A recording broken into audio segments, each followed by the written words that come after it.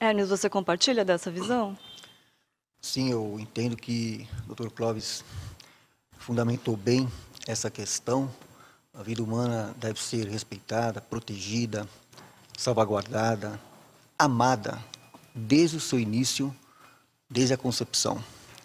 Essa discussão sobre quando começa a vida, ela na verdade passou a se tornar controversa a partir dos anos 60, exatamente num congresso de obstetras nos Estados Unidos, 1965, para dar com mais precisão nesse congresso, onde ali, naquele congresso, é que especialistas que trabalhavam em fundações internacionais passaram a disseminar uma espécie de relativismo dessa conceituação, de um viés ideológico para justificar o controle populacional, que era já um trabalho de alguns anos, já que já vinha sendo feito intensivamente, havia um investimento muito forte para isso, e se criar uma nova mentalidade relativista, de um ponto como esse em que,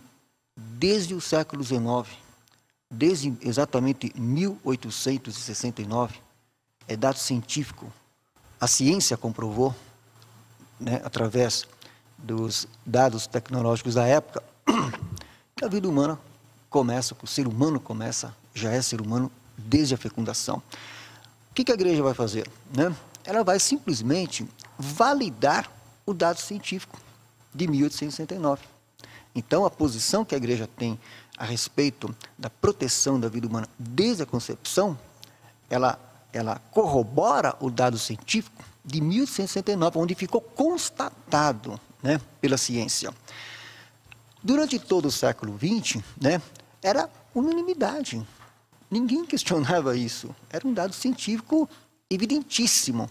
E que, inclusive, depois, com o avanço da ciência, justamente com os artefatos tecnológicos, com o avanço da tecnologia, cada vez mais foi se confirmando esta realidade. Hoje, você pode ver aí, tem no YouTube diversos vídeos que mostram todo o processo, né? Desde a fecundação até o nascimento do bebê, como já é uma vida que, como bem colocou aqui o Dr. Clóvis, dadas as condições, né, propícias, dadas as condições para que o embrião se desenvolva, ele já tem uma característica de fazer o seu percurso, né?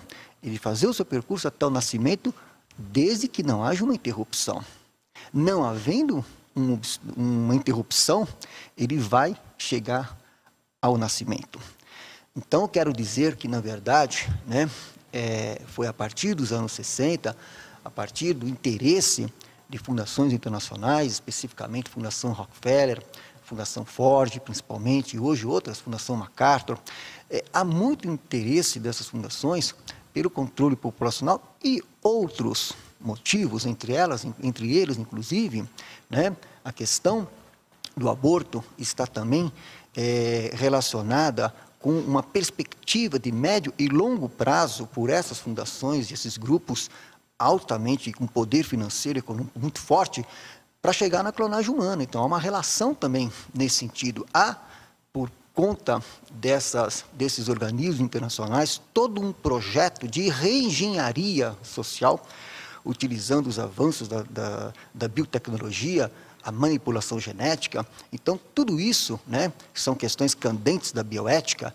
que está como pano de fundo diante dessa reflexão. O fato é, eu quero ressaltar aqui, corroborando aqui o que o Dr. Clóvis já bem colocou, que essa discussão, essa controvérsia sobre quando começa a vida humana, ela só, né, começou a existir por conta da pressão desses organismos internacionais que visaram que essa mentalidade se tornasse relativista quando já era um dado científico inquestionável e que os avanços da ciência cada vez mais comprovam essa questão.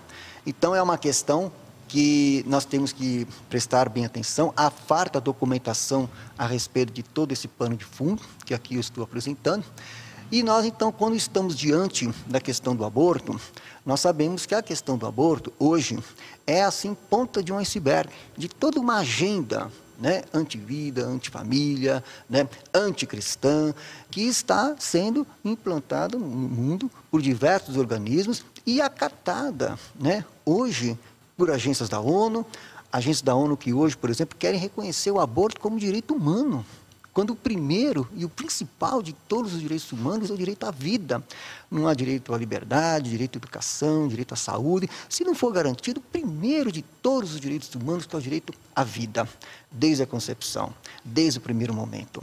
E se nós não amarmos o ser humano desde o seu primeiro instante, onde ele está mais fragilizado, onde ele precisa de mais proteção, nós vamos amar o ser humano em outras fases. Quer dizer, então nós temos que amar o ser humano por inteiro. A dignidade da pessoa humana é por inteiro. Então é esse o pensamento que eu trago aqui como contribuição inicial para essa reflexão.